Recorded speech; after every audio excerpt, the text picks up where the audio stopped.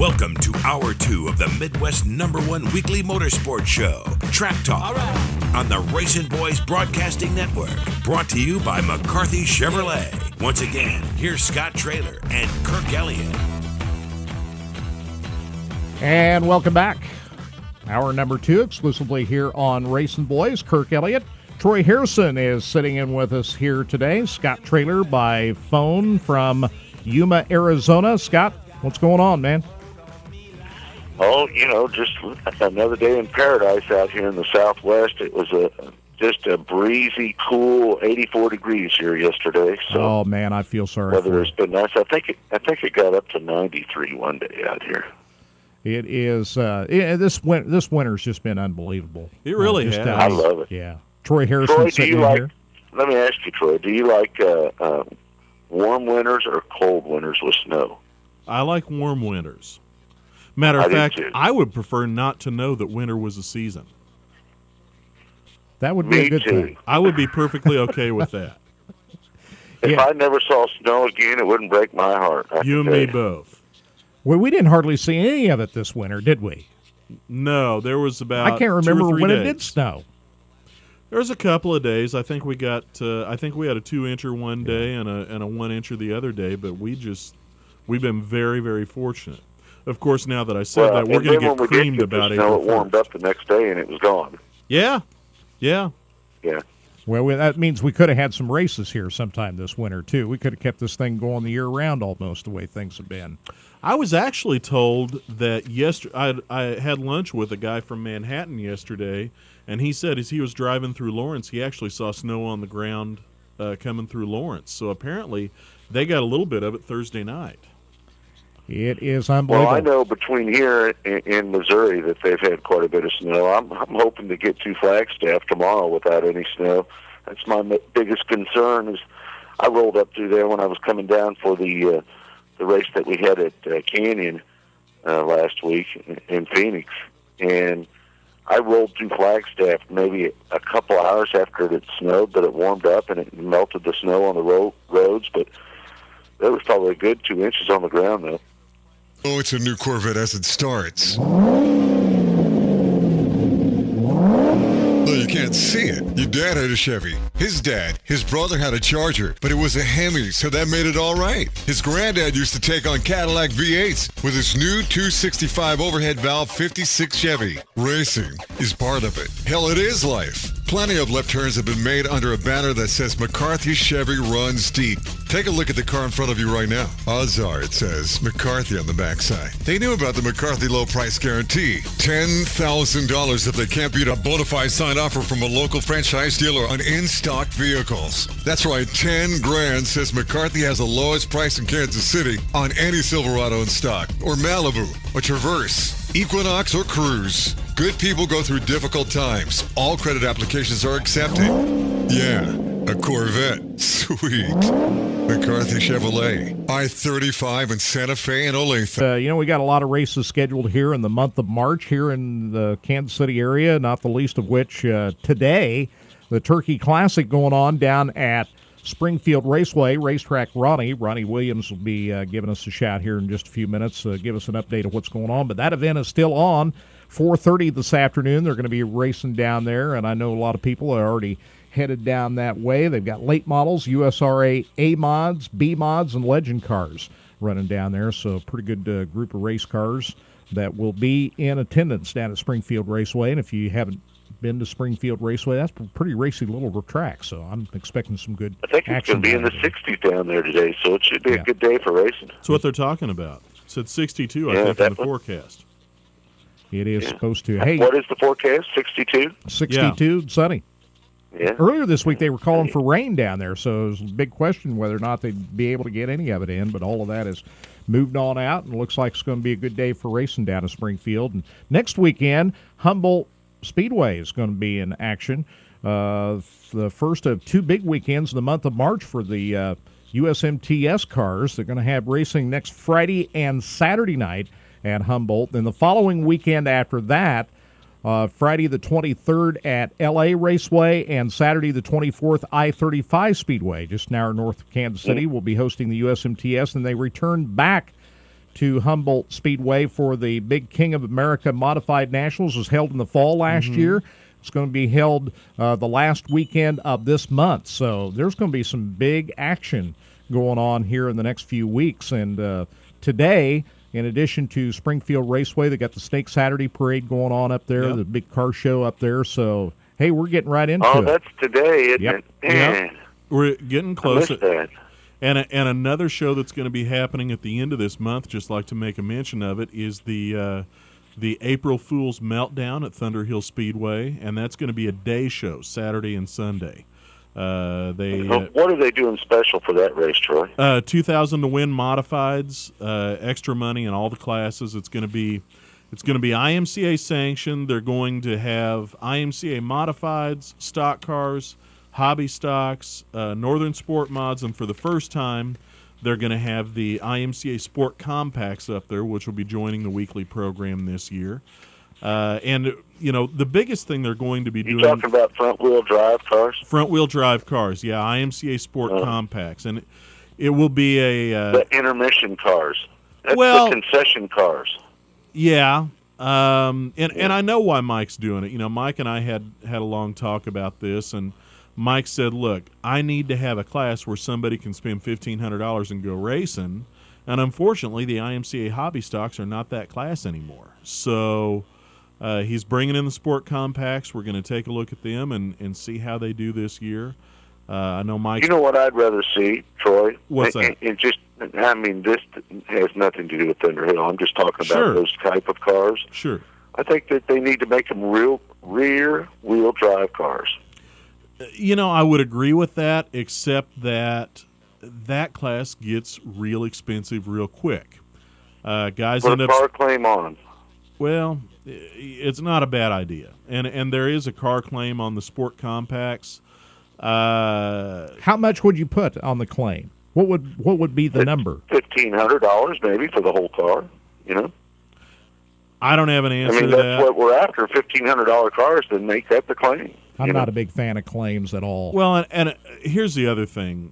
We're starting to run out of Mustang 2s and Vegas and Monzas and Pintos, which were what the cars were that made up that class.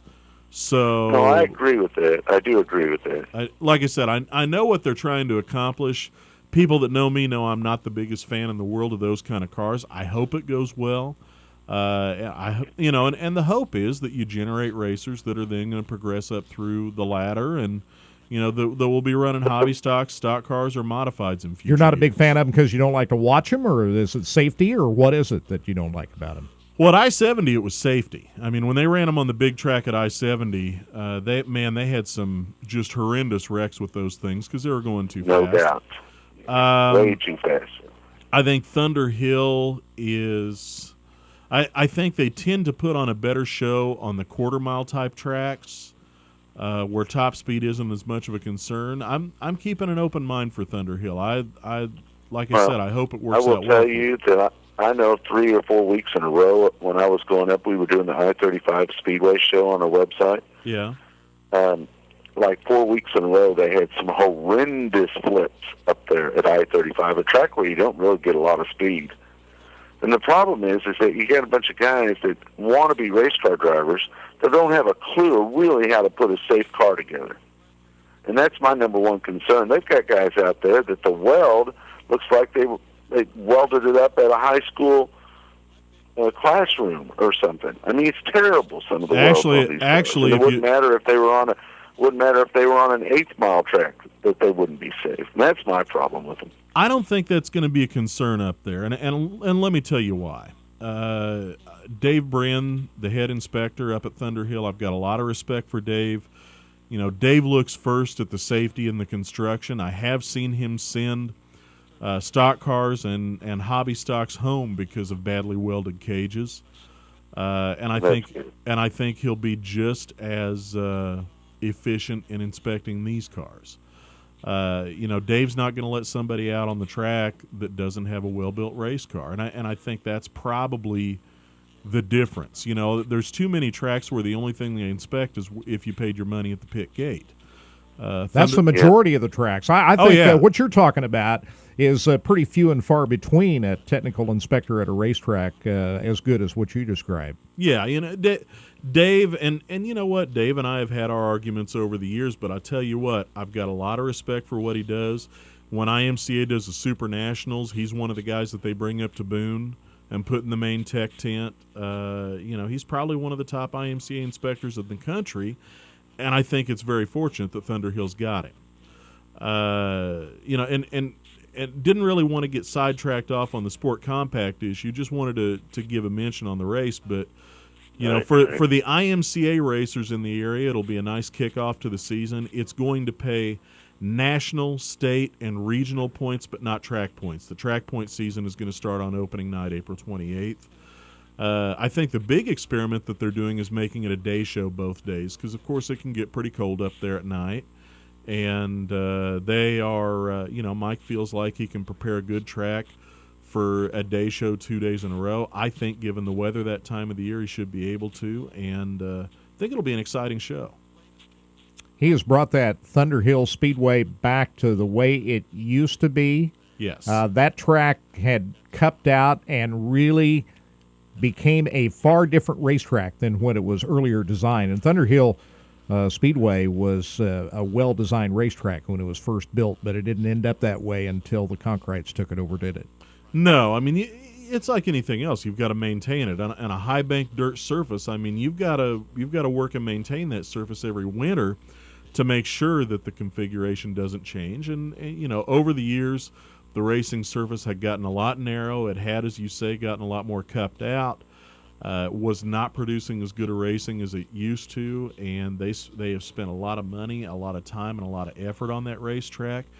And they've really brought it back. I mean, it's one of the premier IMCA tracks in the region now, and I think, am I prejudiced? Absolutely. Mike and Pam Conkright, Dean Conkright, David, all those guys have been good friends of mine for years. You weren't a big fan of the previous owners? No. Of Thunder Hill Speedway? No, I was not. And I actually liked Mike Henry. Hell, Mike and I pitted next to each other one year out at Topeka Raceway, and I liked him a lot. I just didn't like what he did with the racetrack.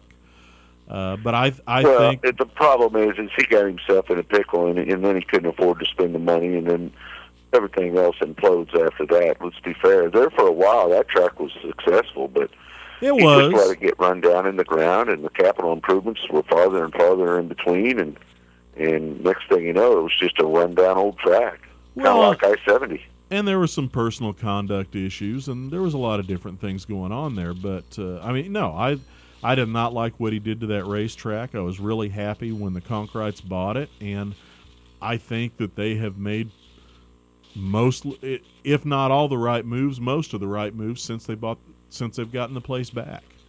I know that they continue to be excited about the way it's going every year. Wouldn't it do even better if both tracks decided to run on separate nights instead of the same night as Saturday? And I'm talking both tracks, Heartland Park, Topeka, dirt track, also races on Saturday nights. That wouldn't hurt anything.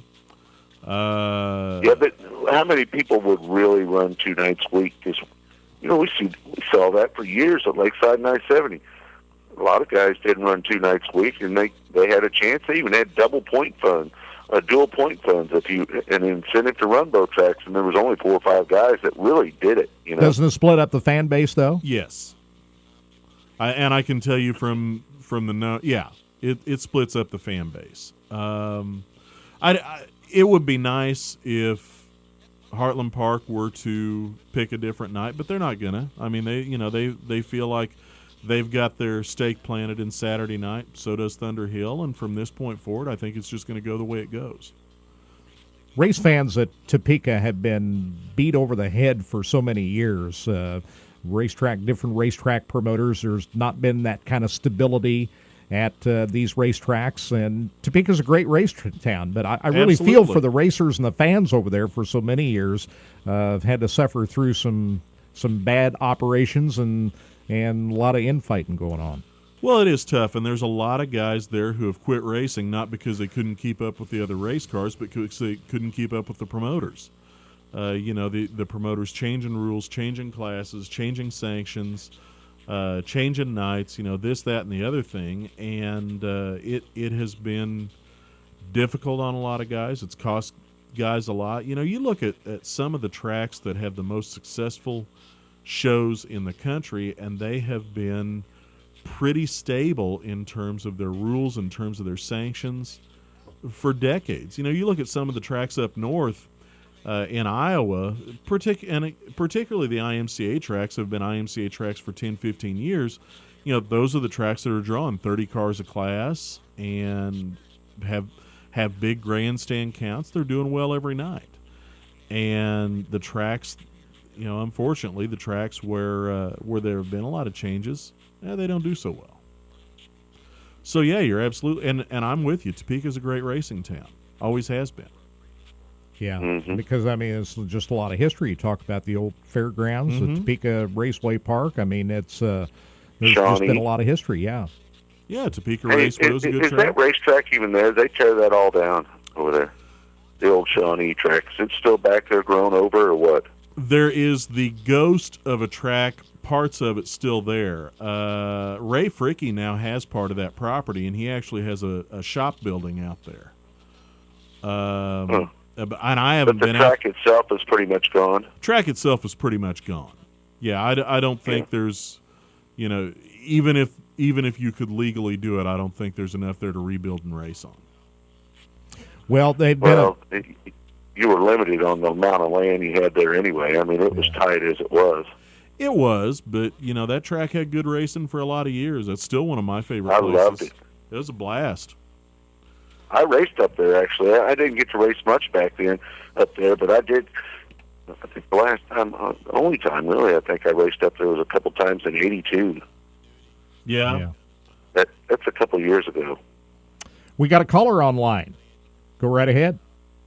Good morning, gentlemen. Racetrack Ronnie. I recognize that voice. Where do you see gentlemen?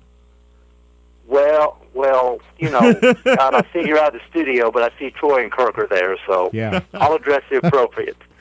You got a big race. That's okay, Ronnie. I can deal with that. You got a big race day going on down there. How's everything big going? Weekend going on down there this weekend, Ronnie, and the weather, Mother Nature's going to work with you. Yeah, the weatherman wasn't going to cooperate about Tuesday or Wednesday. They were calling for severe storms, and it just, by Wednesday night, I know Jerry and the crew up there, we were just like, we don't see it's going to happen. And about Thursday afternoon, the forecast started breaking a little bit different. Most of the storms went down south. I know Todd Staley and his group got rained out down in Texas, and the big Pelican race down there in the Louisiana area got rained out. The storms moved south. Right now, I'm still at home, about an hour away from leaving for the track at Springfield, but sunny skies, beautiful, no wind, blue skies. So we really anticipate a beautiful day for racing for the Turkey Classic.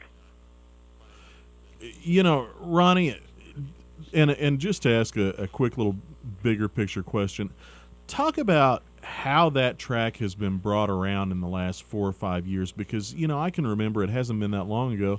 That was thought of as just a little old track where you ran B mods and pony stocks and that kind of thing. And, now they've made it a track where obviously you run the A mods, and I think they run sprint cars from time to time and late models. Talk about how all those changes have come about. Well, it's the new owners, Jerry Hoffman and Doug Bland, about probably 5-6 years ago. They went in, bought the old airport raceway. It was a little old flat quarter-mile track.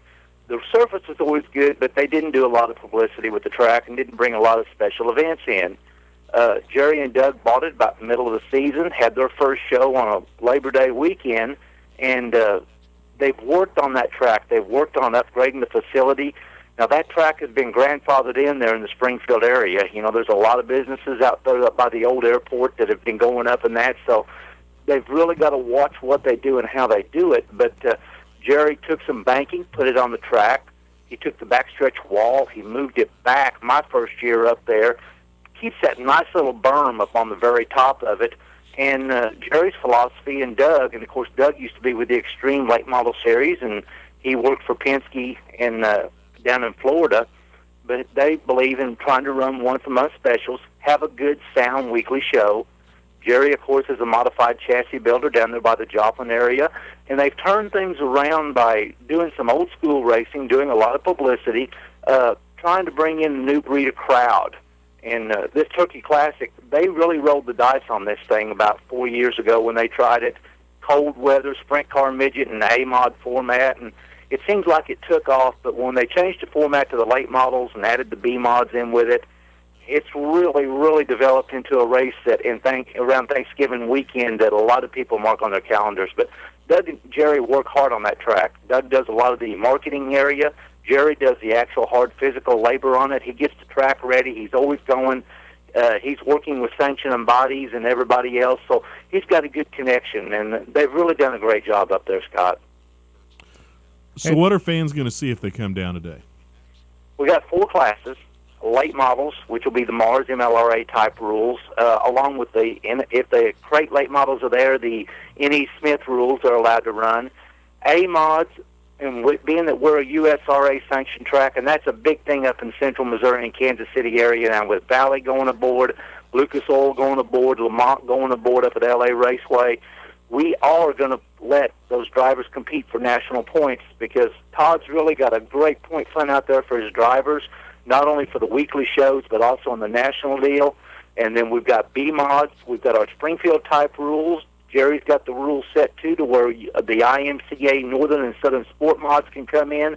Last year, Jesse Sobing won that race from the 10th spot with an IMCA Northern Sport mod legal car. And we've got legend cars. So we've got 4 classes of cars set to go for the fans at 4:30. Who are some of these stars are going to show up, especially in that late model class?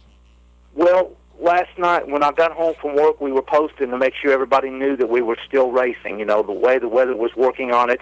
And I've seen on the Facebook, Terry Phillips is going to have his late model there. And you got to remember, we're running a Mars MLRA show in 2 weeks for our March Madness theme. So I expect several of the late model drivers that are going to compete with Mars and MLRA to at least come and compete this afternoon to shake their cars down, as MLRA and Harriet and Cowboy will get their points chase going underneath. And Terry had it on his Facebook page, and I've seen the comments were just going rabid right off the bat. We expect Justin Wells, the many-time Show Me Racing Series champion. He runs that track very well. He won this event in 2010. In the A-mods, you got Jackie Dalton, Mitch Keeter, Eric Maggard. Those are some of our Springfield regulars. Dean Willie usually comes out of Warrensburg, and he normally brings the A-mod and B-mod both. Dean runs Springfield very, very well. He's got a good hold on that racetrack. So you guys know as well as I do, it's really hard to tell who's going to be there until you get into the gates and see who does sign in for sure. Well, it's more than just a shakedown. You're paying $2,000 to win, so I mean, these guys are going to treat this pretty serious. That's right, and Jerry's kind of rolling the dice on this deal. The last couple of years, the A-mods, we've averaged about 72 A-mods for the Turkey race. Now, normally that's a November race. We're into March, and there's not a whole lot still going on with the way the weather's shaking out. He has taken the modified purse for the A-mods. It's almost equivalent to the late models. It's $2,000 to win, $300 to start for the late models, $110 if they don't make the feature and run the last chance races. The A-mods is only paying $1,200 to win, but it's $400 to start. So he's really spreading the money in the middle and the back end. And guys, with the price of diesel and fuel going up the way it is right now, drivers are looking at that middle and back end money. I've been a firm believer in that for years. With Jerry being an ex-racer and Doug's dabbled in the racing himself, they understand that also. You put a little bit of a carrot up on that top, but if you pay the field pretty good all the way through to help justify their expenses, they're going to come and compete for you. Hey, Ronnie, what about a guy that I know you've watched race for a lot of years? I've watched race for quite a while. The most recent Mars late model winner, almost a little bit of a surprise. We're used to seeing him win on pavement. Tony Jackson Jr., is he going to be there? Yeah, I talked to Tony this week and asked him if he's going to bring both his A-mod and late model. He says they're really going to concentrate on that dirt late model.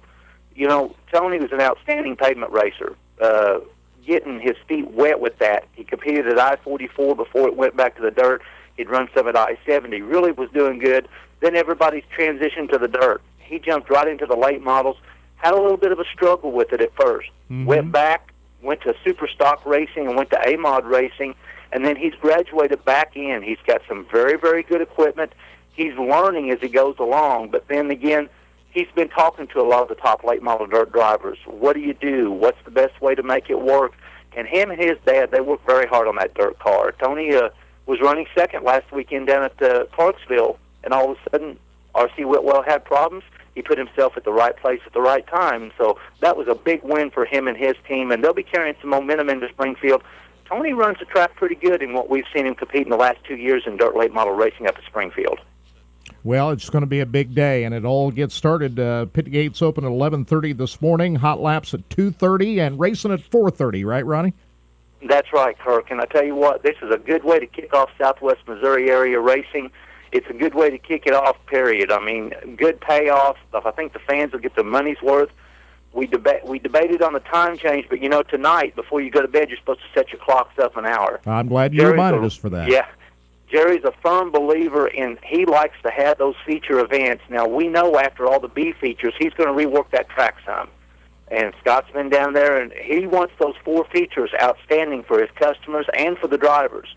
And the drivers tip his hat. They don't mind waiting that little bit, but usually we can run the show off pretty fast. We run the receivers up there, still run the old style way of things of doing it, but the fans, those 4 feature events, that will be well worth the price of admission, gentlemen. All right. Why don't you tell people how to get... Ronnie, you're well worth the price of admission. But... Well, thank you. I appreciate that, Scott. I'm not on the PA. I'm race director up at Springfield, so I'm on the receiver with the drivers, and I'm communicating with the officials. And Jerry he gives us the direction of what he wants to go and how he wants to do it, and it's our job to go out there and do it. I tell him to worry about keeping that track good. I tell Doug to worry about their marketing end of it, keep the fans coming, keep the drivers coming, and we'll do everything we can to make sure the fans get a show well worth their money. All right. We'll let you go quickly. People driving down, never been to Springfield Raceway, just a quick direction how to get there.